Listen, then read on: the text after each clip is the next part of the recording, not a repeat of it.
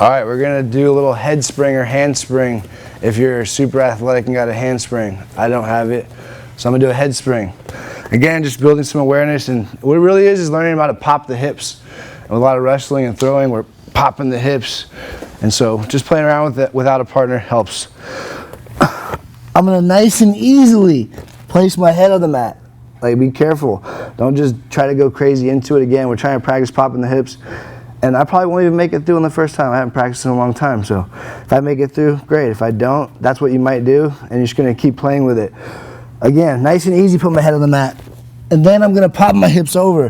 Try to avoid slamming your head down, which I see a lot of people do. So nice and easy, and then I pop through, and my goal is to land on my feet, if that makes any sense. So we're not doing a full handspring, but a head spring. So we're nice and easily putting our head on the mat and then popping our hips through. All right, we'll go backwards now. Again, if you had a full big back handspring, you could do it, go ahead. Or nice and easy, right? Call it breakdance style. All right, again, I'm popping my hips. Hand on the mat behind me, I'm looking where I'm going. And I guess my fingers are also going where I'm going. Try to avoid some crazy position with your hand or fingers the wrong way. So fingers are going where I'm going, I'm looking where I'm going, and just popping my hips over. Not anything too crazy, right? So again, if you had it, you could do a big back handspring, or build some confidence and slowly try to not put the hand down first. But for beginner, put that hand down first, look where you're going, get a little momentum if you need to, pop those hips over. Got it? Let's go. Maybe we'll do 2 passes, 1 on each side. Over under position, like sort of most common position we see in MMA, right, in the clinch. Over under position we call in wrestling. Things we want to think about. Our leg position, our footwork is important. Sometimes trying to step inside gives me my penetration step, right? I can go right to my body lock and bear hug him and take him down like we were talking about with Valentina, whatever. My underhook, I might think about being shallow. I don't want it too deep necessarily, right? Because it actually puts me out of position, gives him an overhook. I want shallow underhook, and I want to pull. I'm pulling him into me and might lift with my elbow, right? In this overhook, I'm actually going to hook on his elbow. So I'm using that blade, right? The blade that we choke with, do our leg locks with, all that fun stuff for jiu-jitsu. I'm using that on the elbow, and that's going to be sort of my control. Now I'm going to steer like a big steering wheel. I end up pulling with my underhook side and lifting on my overhook side. And we go the other way, I might clamp down on this elbow, the overhook side, and I might lift on my underhook side. Now at the same time we're doing all this, we have to think about, like I said, that leg position and footwork. And that's where we're going to be thinking about footwork as we pummel, and as well as setting our shoulder. So setting my shoulder means setting my shoulder in his chest. That's where we might change levels. So as we pummel, I might set my shoulder and try to get in his chest. If my shoulder's in his chest, I set my shoulder, I can drive him back, right? If he gets lower, sets his shoulder, now he can drive me back and get more control. So think about that while you're pummeling. So we're just gonna play around with our partner, and what we're gonna end up doing is we're just gonna pummel, we're gonna push, we're gonna pull using that big steering wheel, and then also thinking about our footwork. So we'll just play around pummeling, and like, keep going. We just see this big pummel, right? Everybody does it to warm up, these big pummels. We want to think about is pummeling tighter and tighter, right? Not like super competitive, we're not competing right now, but think about pummeling tighter, because that's what I want to try to avoid. I don't want him to be able to just pummel in and get double underhooks, and he doesn't want me, keep going, yep. And he doesn't want me to be able to just pummel in and get double underhooks. So we're going to keep pummeling, playing, setting the shoulder, thinking about pushing, thinking about pulling, circling, whatever. Keep pummeling, right? Our goal might be just to get to double underhooks. Right? So we're not going to take each other down right now, but that's like your goal to play around with, and our partner's goal is to stop that. So if I have to, sometimes he tries to get his underhook, I just circle away, right? I use my footwork to help me get in better position while staying in my good wrestling stance and winning that shoulder battle. Because if he goes to underhook and I go like this, now I'm putting myself out of position. So we're just going to pummel with our partners, stay in position, and think about all those factors. Does that make sense to everybody? Anybody got a question? Perfect. Perfect. Let's play around with our partners. 1, 2. Balance. So this is like full on as hard as we can off balance. I'm driving in to get the reaction I want, right? The harder I drive, the harder he's gonna drive. And then at the right time, stepping up, off balance, maybe fall him to the floor, or whatever it may be. You wanna try that one time or you got it? I'll try it. Boom. Yes. Nice, perfect. Beautiful. That makes sense? Everybody else get around and play with that. 1, 2. All right, so what would you do? He's not gonna let me just throw him on the ground. Now we know about this silly technique, this off balance.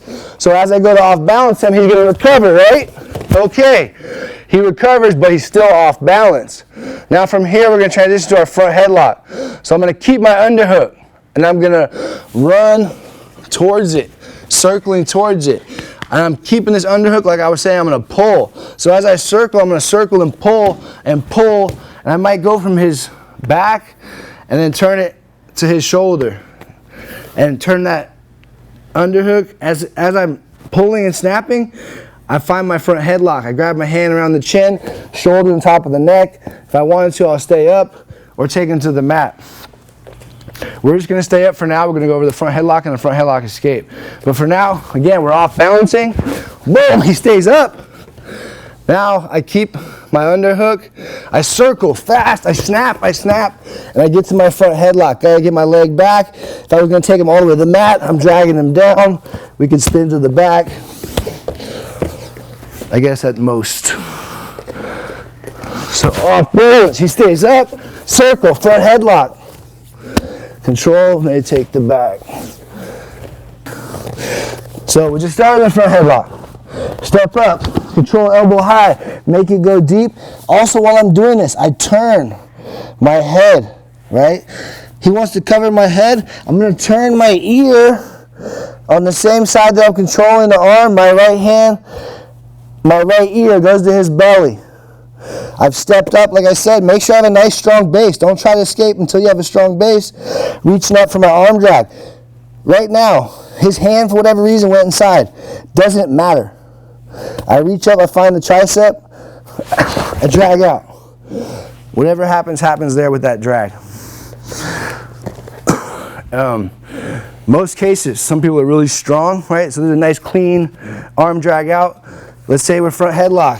He front headlocks, he locks his hands and just squeezes really strong.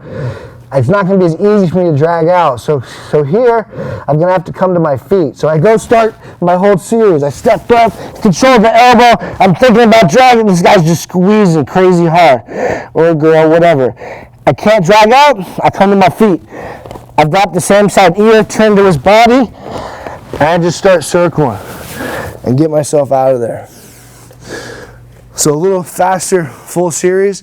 You're gonna do the off balance, front headlock. I'm gonna arm drag out and probably stand up maybe, because that to me is the cleanest, fastest way to get out, is turning that head and getting to my feet. So a little faster pace. We're in the clinch, you off balance the front headlock. Boom, I'm stepping up. Where's your front headlock? I'm stepping up, I'm turning, I'm giving away, maybe attacking back. Make sense? You got it? You want to see it? We're good. 1, 2.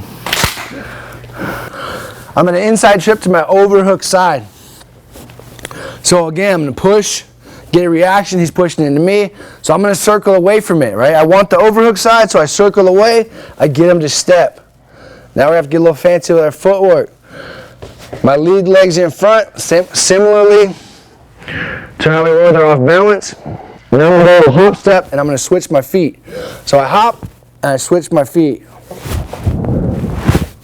All right, we're going to inside trip. Super important. I literally tore my ACL doing this the wrong way when I was younger and sillier, but you do this long enough, you learn the right ways, right? So I'll teach you guys the right way. Let my pain be your gain, and keep your foot off the mat. I do this inside trip, my foot doesn't ever need to hit the mat, my knee does.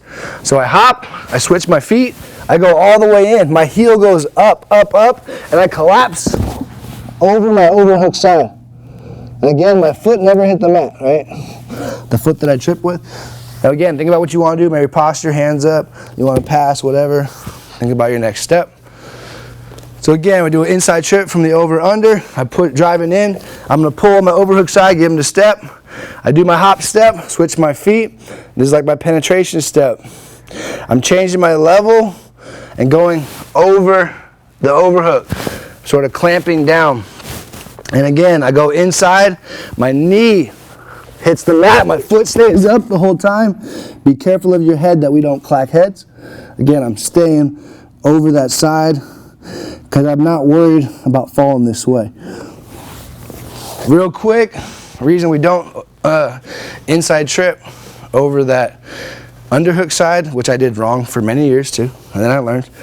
If I go inside trip over this underhook side, he can lateral throw me as a counter, right? So I go inside trip over here, he just throws me. So I'm giving him that big overhook. So super important. And let's say we're training and he goes inside trip on the wrong side. Well then, I'm just gonna try to remind him, like, hey, like, no, it's the wrong side. You know what I mean? So try to remind each other and keep each other on that right side. You wanna try it? So inside trip to the overhook side. Hey, it's not wrong. No, it's not wrong. You found a way to get to it. Okay. It's not wrong, right? So he circled towards it. He felt the pressure, he circled towards it, he went right for it. But I probably would have saw it coming and I'd have been able to defend it easier. So if you circle and get me to step, circle away from it first, that step, I'm stuck now. It's not gonna be as easy for me to step away. Collapsing down, nice. Try to keep that on the elbow, that overhook. You don't have to put your hand on the mat. Or if you want, but just be careful, as people get hurt. Does that make sense? Any questions inside trip? So, boom, again, stepping in, take my time, go nice and slow. Partner, don't fall. You can actually go a little slower and help them get it right. Let's go, 1, 2. Just take your time though. Don't be scared again just to hang, right? I'm like hanging, I'm sagging. I'm not in a hurry, right? Now worst case scenario, he steps out. Boom, we're in a great position for our double leg. We're just gonna drive right forward to our double leg. My knee's gonna turn to my penetration leg, and I can just slide right in, right? We can tackle, we can finish however we wanna finish. And I try to get you guys to remember is, try to make a habit of not falling over for your partner.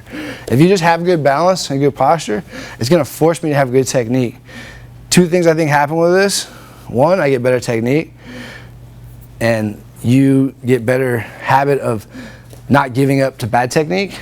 And then 2, I get stronger and you get stronger of not like making a bad habit. It's like a mental thing, right? I don't want to get mentally weaker thinking that the thing works and all of a sudden somebody fights it and you're like, man, it worked all the time with my partner, what the fuck? Like, so just think about that just a little bit. And again, inside trip, this little series is a perfect example of that. So inside trip, I go for it, he steps out, and now my level's changed here, right? I gotta keep my head up. I can attack the knees, whatever I feel comfortable with, and I just drive up, drive through, look for whatever you get, maybe a double leg tackle, and that's fine. And just play. Just for now, we're just gonna learn how to transition, step out of the inside trip, and look for your double. Everybody got it? 1, 2. Strong. I've got good position, so I'm gonna step around, and what we call a knee block. I gotta keep my elbow tight, right? I'm not putting my hand down to fall. I'm keeping my head tight. I'm knee blocking, I'm just gonna fall right down the mat with my partner, nice and safe. Again, I gotta keep my hands on my partner, that's how we stay safe. So, got my shoulder set, right? Maybe we were battling and pummeling, whatever it may be. Boom, I got my shoulder set, I'm in good position. I feel good, I step around. I'm pinching my knees, sort of, keeping the elbows in, everything tight, and I'm just collapsing, kind of like the inside trip, and I'm going right over. Keep myself nice and tight. You can sit out to judo side or think about whatever you want to do next. Give me your most graceful fall. No, I'm just kidding. So, not too loose, not too stiff, right? In your stance, give me some pressure. Give me some pressure, right? I gotta get the pressure I want. So, give it a roll. I step around, step, really pulling tight, right? My hips are really here. I'm gonna breathe, I pull in, relax, corner. There you go. I pull in, and then pop at the very end. Or with the lateral, same thing, over, under, right? Could be moving, pushing, pulling, running around, step around, pop. Safety and the lower level, right? I can step around, he steps back. Now we're gonna do a merry-go-round sort of lateral drop, right? I step, I run around, and I sort of just swing him, right? Sort of a corkscrew. This is sort of our 2 lateral throws. If I was just doing it for the open, no forward, we're just stepping around, and now I'm using this as a corkscrew. I'm pulling and pulling Alex to the ground, corkscrewing down, if that makes any sense. Again, I'm not trying to pick him up and throw him. My feet got to stay planted for me to have that sort of power.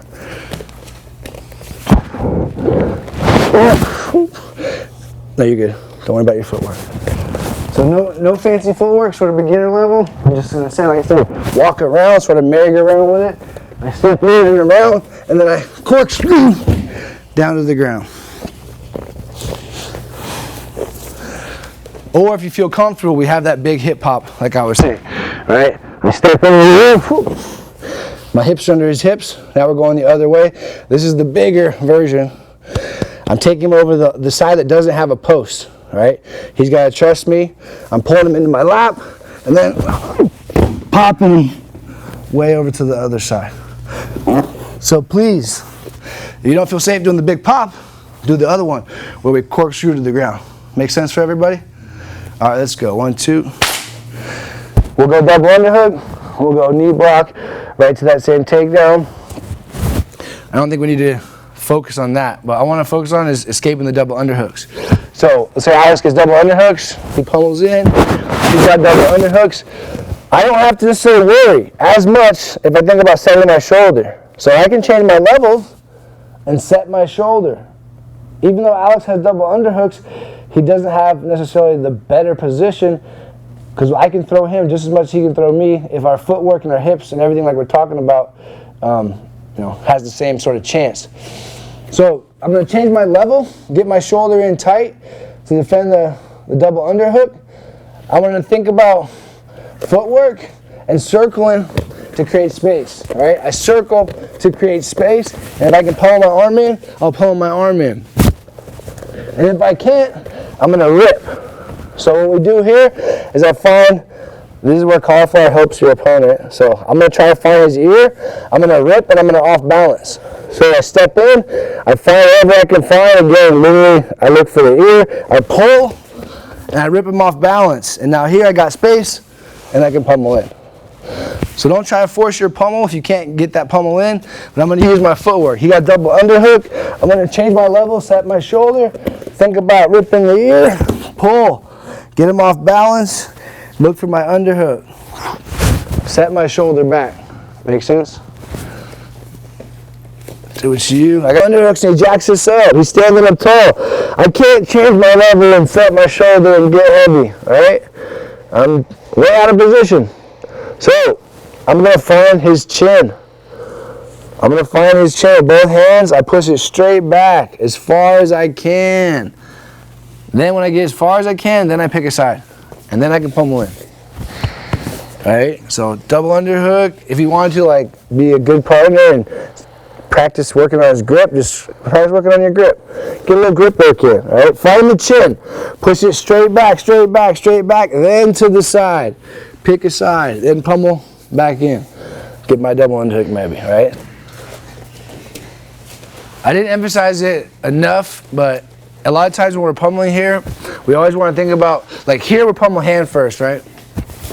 But we're defending like double underhook or something like this. What I want to think about is creating all this space. A lot of times I want to think about is pummel elbow first. And we'll pummel elbow first, kind of like in jiu-jitsu, right? You pull your elbows through first. You don't just try to stick your hand up because it gets you stuck into a worse spot sometimes. So just think about that sometimes. Elbows in. All right, we're going to go for a head and arm throw, and we'll slowly close out, call it a day. So from an over-under position, again, pushing in, getting our pressure. Now, I'm going to keep my overhook. I'm going to step in, Think about stepping in. We're going to do the corkscrew or the hip throw. I'm staying with the corkscrew so I get more pressure. My underhook comes off. It goes around his head, super deep, right? As important it is to grab his head, control of his elbow is actually the most important thing. If I have his elbow, I can still throw him without his head, but for sake of the move, it's called a head and arm, so we'll control his head. We wrap around the head. I can either corkscrew to the ground, straight down, in judo side. Like I was saying, if I go super extreme in judo side, we're 50-50 here. He just sits up and he's on top. So you got to be careful. Don't sit out too far. So corkscrew to the ground. You were doing it naturally, or you've already done this. So if my opponent gets underneath me, he can re-roll me. So if he goes for the head and arm, go for your head and arm. Boom, right? But now maybe I drop my hips underneath his, right? Go ahead and roll. Now I can re-roll, right? Or let's say we didn't. We wanted the game, right? We didn't drop our hips early. If we get head and arm thrown, I'm going to lock around his waist, and I'm going to run and walk into him. So I'm locking around his waist. I'm going to run, walk into him. I'm trying to get his hips loaded up on my hips. Same thing we've been talking about this whole time. I'm loading his hips onto my hips, and then we're going to do like our throw. We're just going to pop, right? He's got no base. He's got my head. He's going to roll up on his shoulders. So I'm going to pop and roll over and reversal. So head and arm, he hits the head and arm. However he does it, he's got good base. I lock it on the waist, I walk into him, I don't care. Maybe he practices walking away just a little bit for fun. Or maybe I have to chase him, I gotta chase him. But now I'm underneath, right? Now I pop. Get my re-roll. So there's one, or if you're feeling fancy, right? He hits the head and arm. I drop my hips. I re-roll right away. So head and arm on your back. Let's say we're in the head and arm. We don't want to get re-rolled, right? You're on your back. And we don't want to get re-rolled. Then I've got to let go. And I've got to think about posting out, right? He walks in, trying to get my hips. He tries to load me up. I've got to let go and think about a post. If I stay committed, then I get re-rolled. I can post with my hand, or if you're really savvy and you don't care about your neck, he re-rolls. I can try to post with my head, which I don't recommend, but most often it's posting with that hand, and then I've got to think about basing out and doing something else so I can stay on top, because they're going to get out of there. Does that make sense? So all right, let's play around with that. You guys want to just start on your side and that head and arm. Partner, try to re-roll, let go. That's that same elbow that we were controlling. That's important. You got to let go of it. Post out, stop the re-roll, and then figure out what you want to do next and stay on top. All right, 1, 2.